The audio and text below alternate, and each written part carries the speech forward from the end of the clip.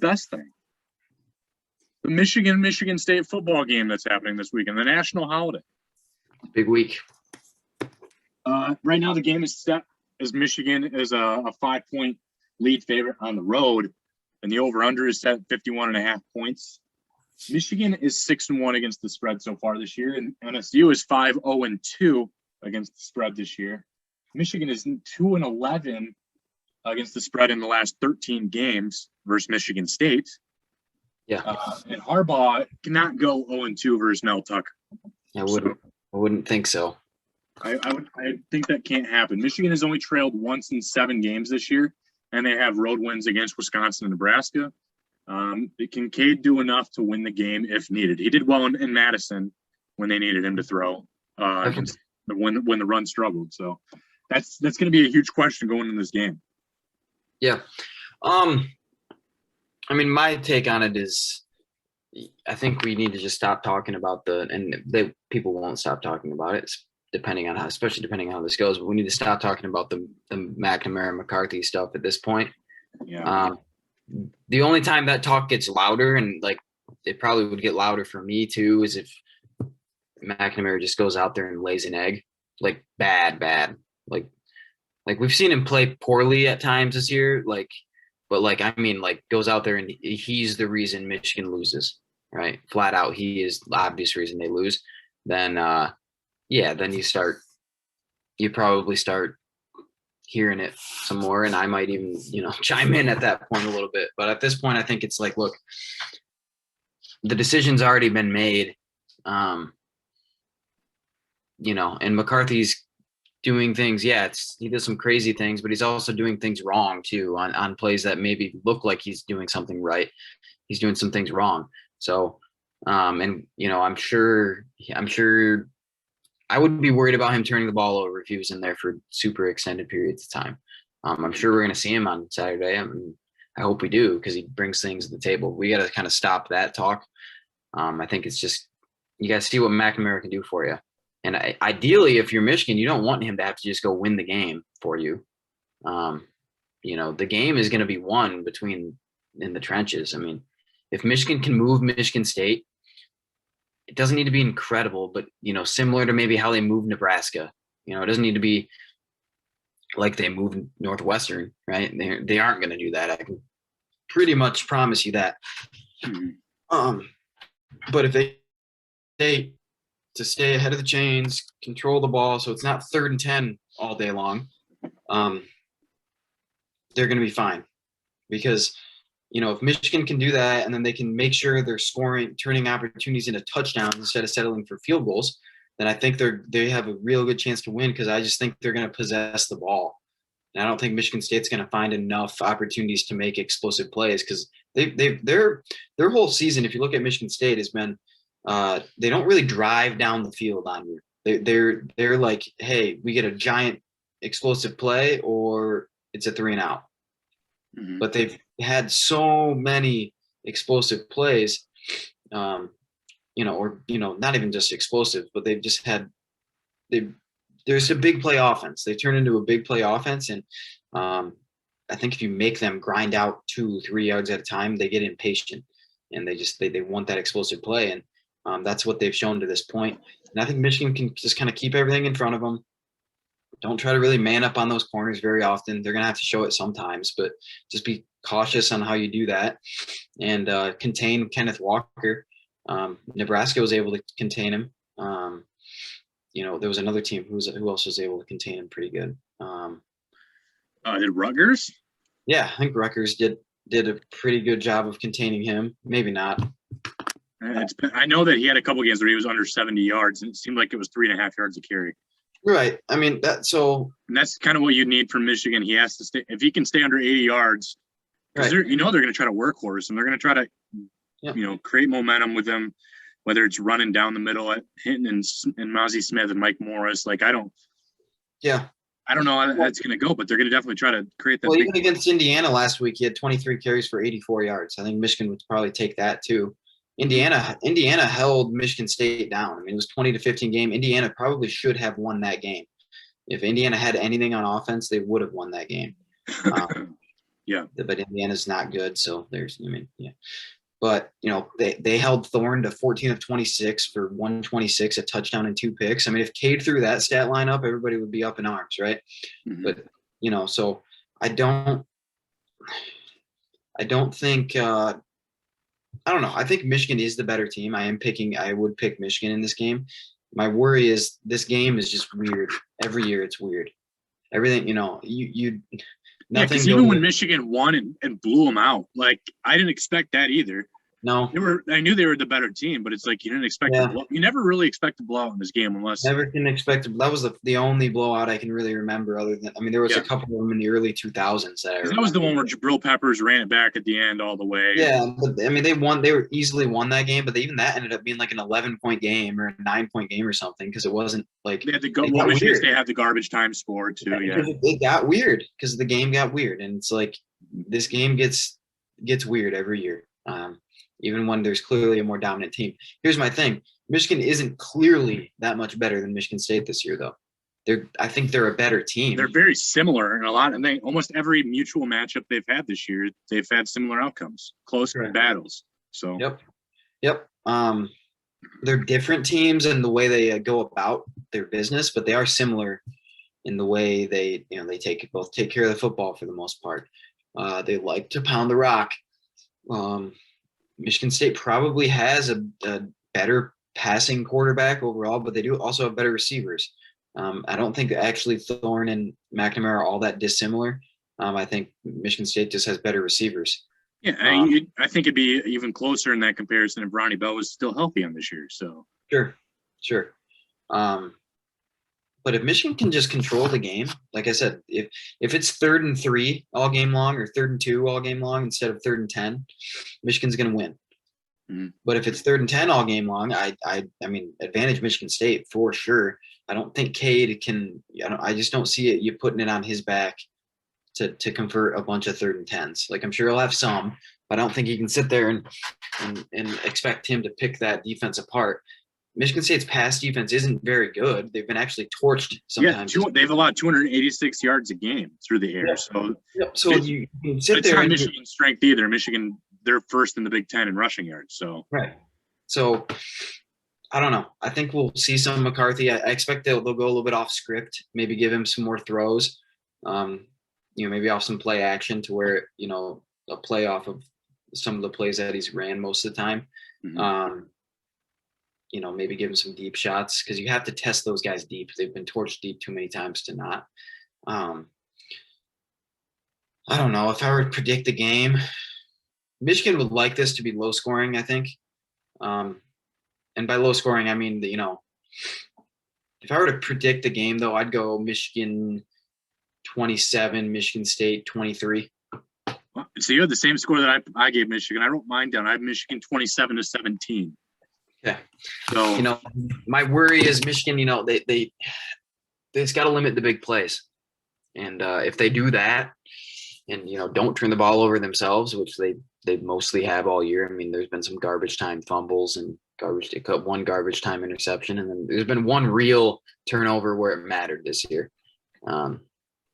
So if they can do that and kind of force Michigan State into stuff that they don't really want to do, kind of like Indiana did, I could see it. 17 is tough. To hold that team to 17 is tough, but I mean, Indiana just held them to 20. And I think Michigan has a better defense than Indiana. So my thought process is I think we're going to give up a big play in one of those 2 touchdowns that I have predicted scoring. And I think, but my hope is they come when Michigan has the lead still. So my hope is having lead already or something. I want Michigan to start out 10-0, and that's going to be kind of how I pick it.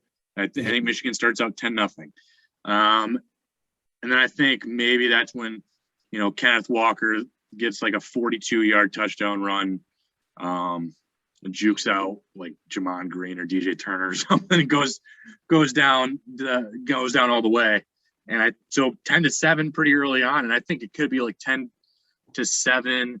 Maybe 13-7 Michigan at halftime. That's kind of my thought. Yeah. And I think that's kind of how they played Northwestern last week. It was really boring. I think Michigan would take that for sure, though. And if I'm a Michigan fan, I'd take that.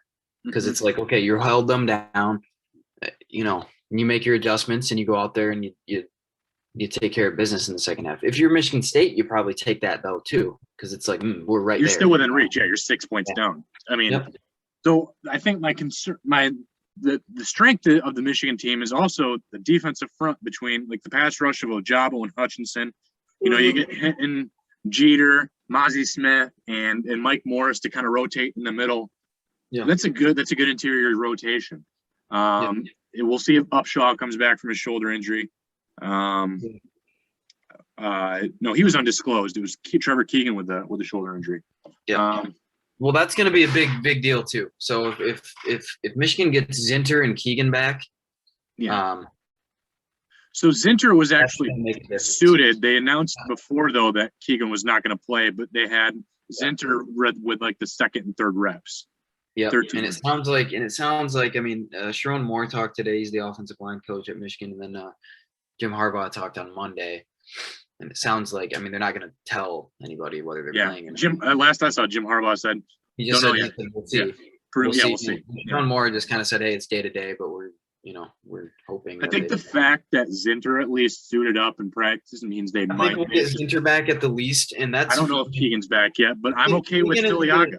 Yeah, Keegan and Filiaga were basically splitting reps at the left guard position anyway. Yeah, and I'm okay with that. I would like to have them both back. And then, you can still split reps with Filiaga if you need to. And I haven't hated Barnhart when he's been in there either. So it's like if that is a worst comes to worst, we'll take it. But obviously the strength, again, is also the offensive line has actually been significantly better than a lot of people expected for Michigan State. You got J.D. Duplain, who's been one of the best interior linemen in the Big Ten. He'll probably be all Big Ten. Matt Allen at center. Kevin Jarvis has been really good, and he kind of splits time with Matt Carrick. So they've got really good interior O-linemen. It's their tackles, A.J.R. Curry and Jarrett Horst, that have not been their strength. Their interior line is really good. Yep. So if Ojabo and Hutchinson take advantage of that real quick, get to Thorne real quick, it can make for a bad time. Yep. They have to just pen Walker in and make Thorne beat you with not in the play action game, but with just straight drop back game. Just keep those speedy receivers in front of you. I mean, Jaden Reed and Jalen Naylor can fly. Trey Mosley is good too. Yeah. Those are the guys you really worry about. Those are the guys I worry about. Didn't they move Connor Hayward from running back to tight end as well? Yeah, he's fat now, but yeah, they did. So, they have weapons on offense. I just think Michigan. I don't know. I worry about the corners. That's my worry. Everywhere else, I feel like there's an advantage or at least a push when it goes Michigan State's offense versus Michigan's defense. But the corners are advantage Michigan State, and it's a pretty steep advantage in my opinion. But the defense can hide the corners. You can play softer. You can keep things. This is a game though where it's like, do you experiment and move Dax Hill back to corner, and then Vincent Gray's probably actually surprisingly the more reliable one out of Jamon Green and DJ Turner. Yeah, you might, but I think he'll be covering the slot guy a lot and tight ends. The problem is Dax Hill is involved in the run game so heavily, in the blitz game so heavily, that you don't really want to just throw him out on an island. Even if it works, even if you take away a guy for sure, you don't always want to do that. Maybe in certain situations, I think they might do that depending on formation and whatnot. But I think he's probably too valuable otherwise. But I don't know. Maybe especially if somebody gets burned early, I wouldn't be surprised. Yeah, it's interesting because I was looking up the stats of Michigan State's defense, and they have 3 safeties that are towards the top 5 on defense and tackles. So they've got like between Xavier Henderson, Angelo Gross, and Michael Dowell. Like their corners are Ronald Williams, Kalen Gervin, and Chester Kimbrough. So the secondary is pretty solid, but they get beat because the corners aren't great. But there's 3 safeties that they kind of run out there have been really effective. And I think similarly to Michigan, Hawkins and Dax Hill, obviously, and Moten have been our strength. Kalen Gervin just transferred to Wisconsin too, by the way. Did he? Yeah, today. I noticed it. I noticed that's why I saw Kimbrough and Williams snap counts are going up. Yep. So they literally have 2. They only have 2 corners basically. and they're not that good. I No, mean, they're fine, but Gross is a big hitter. I mean, he's a good tackler. He comes down and lays the wood, and Henderson's probably pound for pound their best player. I wouldn't even be surprised. I mean, I would say he's pound for pound I think he is. on defense their best player for sure. Their linebackers, I mean, Cal Halladay, they love him because he's a freshman. He does really Quavaris well. Crouch. Yeah. Quavaris Crouch can fly. He can run. But Crouch After that, also, it's really nobody. They run a lot of nickel because Chase Klein, I think, is their third guy. But Crouch also gets himself in some of the worst run fit situations I've ever seen. He reminds me of Nikai Hill Green a lot. He completely outruns the play sometimes, overruns the play sometimes because he doesn't know where he's going. So I think Michigan can really utilize some, take advantage of some of that. But again, it's going to be on, McNamara's got to make some plays. I don't think he's got to be lights out. I think he's got to, take care of the ball, but I don't think he's got to be crazy, but he's got to hit some. He's got to hit more than he did last week. If he does that, he hits a couple downfield shots, kind of like he did against Nebraska or Wisconsin. You don't need to be perfect, but hit the ones that are wide open. Other than that, you're good. I think at that point, if you loosen him up enough with some downfield shots, they'll be fine. They'll be fine. I feel relatively comfortable. I'd feel really comfortable if Michigan got the lead early, though.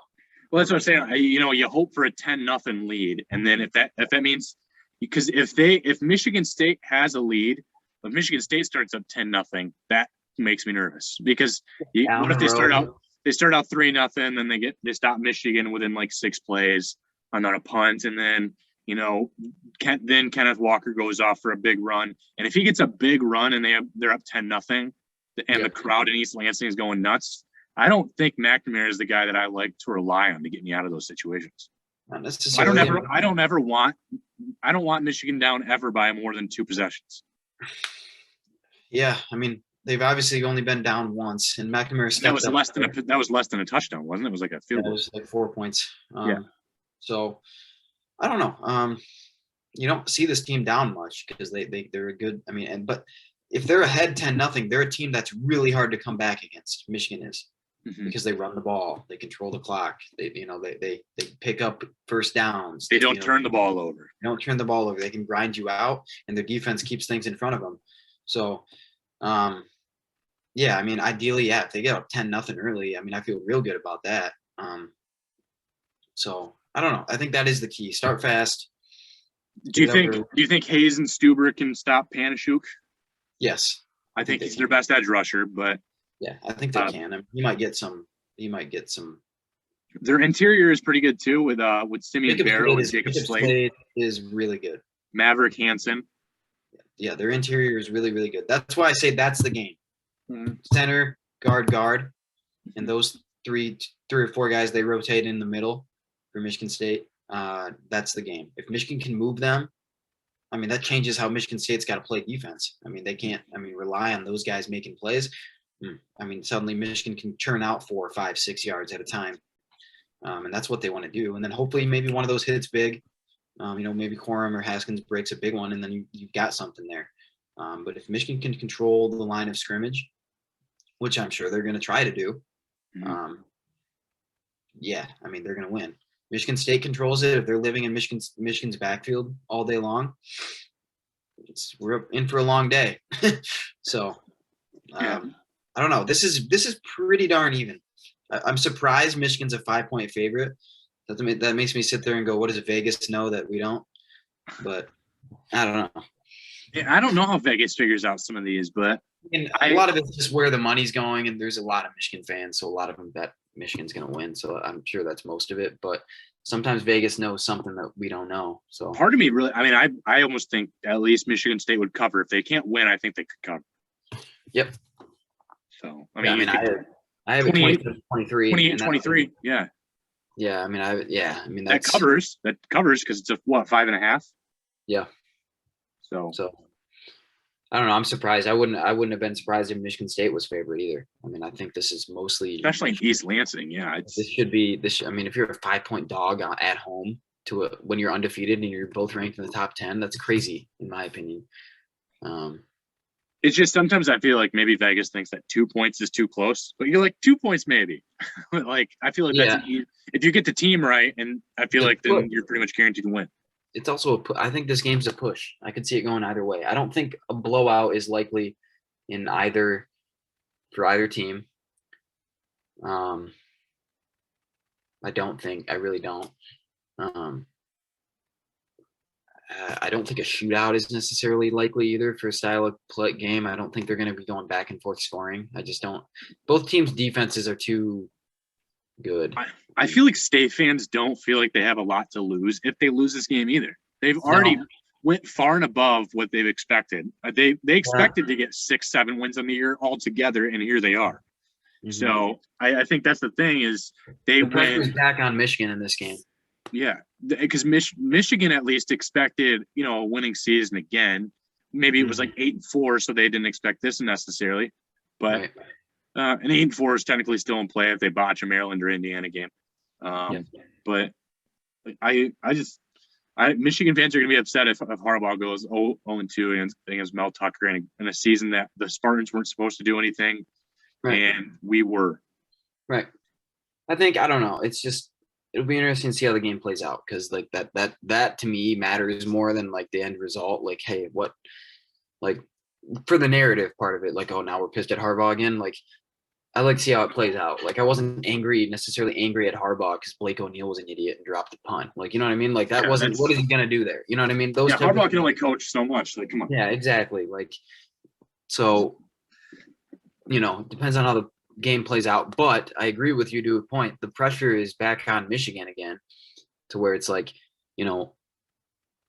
Michigan State's going to go out there and they've got, like you said, kind of nothing to lose. I mean, now it may be a little bit different than I thought it would play out because Michigan State does have a lot to play for now. I mean, they're undefeated. I mean, they're trying to win the Big Ten, right? Yeah, both teams are trying to win the Big Ten, but right. So now it's kind of back and forth there, but I do kind of think the pressure is more towards Michigan's side. Well, just because I think like Michigan State fans are going to be like, all right, we didn't win the Big Ten, but if we go 9-3, like, holy cow, it's 3-4 more games than we expected. Yeah. Yeah, I didn't think they'd be. I mean, I thought 7-5 probably is what I thought. I was kind of right on the 6-6, 7-5 board. So maybe 8-4 if everything breaks the right way.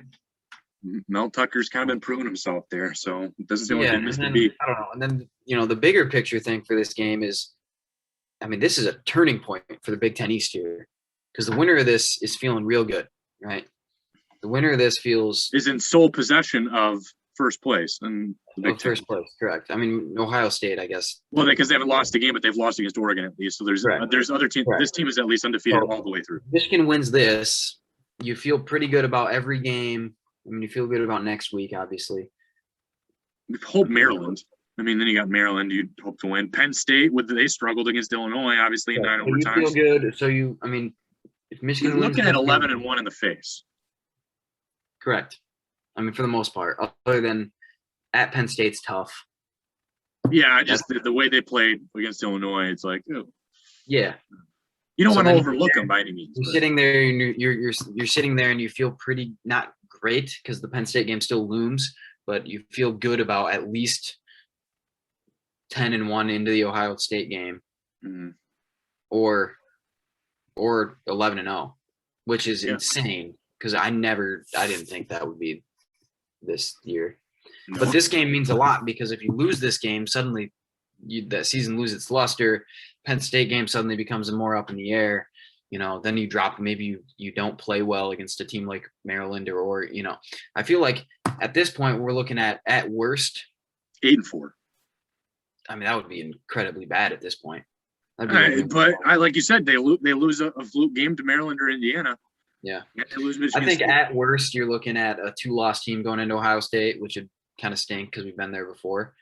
But if you look at it in the grand scheme of things, kind of like how you were just looking at the Michigan States from the Michigan State side, if you would have told me that was the case going into the year, I'd have been like, yeah, that's awesome. You know what I mean? Because I would have, said we probably would have lost to Wisconsin and Washington or Wisconsin and Penn State. Well, yeah, Washington was a toss-up for sure. I expected a loss against Wisconsin though.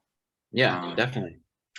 So yeah, I was looking at 9-3 best case originally. So. Yep.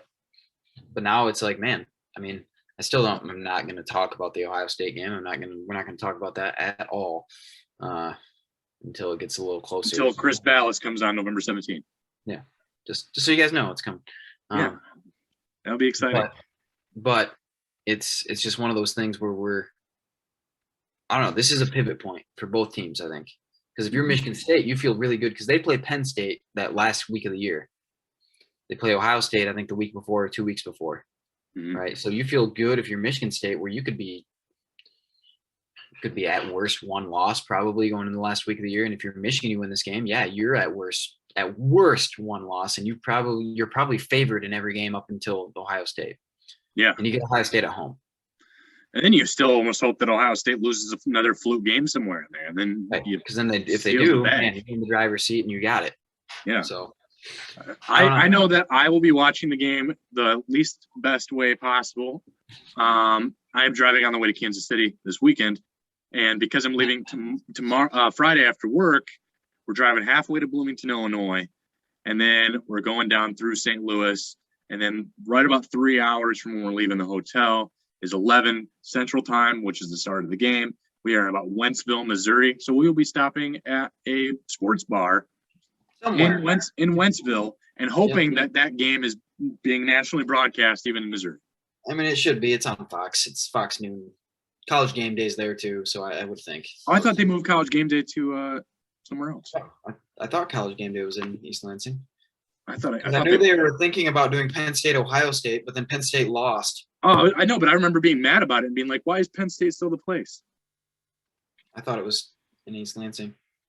College Game Day. Yeah, it's coming. Michigan. It's Michigan. Oh, it did pick Michigan State. Okay, that's got to be. They might have. If Penn State had won, I think they would have considered. They probably would have gone. I think for sure it would have been. Yeah. Just because Big Noon kickoff is already at Michigan State. Okay, Barstool. that's got to be. If it's a College Game Day, that's got to be. Yeah, and Barstool's at Michigan State too, with their thing too. Which is, and it being a sports bar, you've got to think, even if that game is not on the biggest TV, there will be a TV that has it on. You would think. Yeah. So, if it's a real sports bar, it will. So right. Not you leaving, you find another one. Yeah, pretty much I'm leaving. So let's go to the pick six. That was an incredible preview, and hope that made you guys a little bit more pumped up for that Saturday game.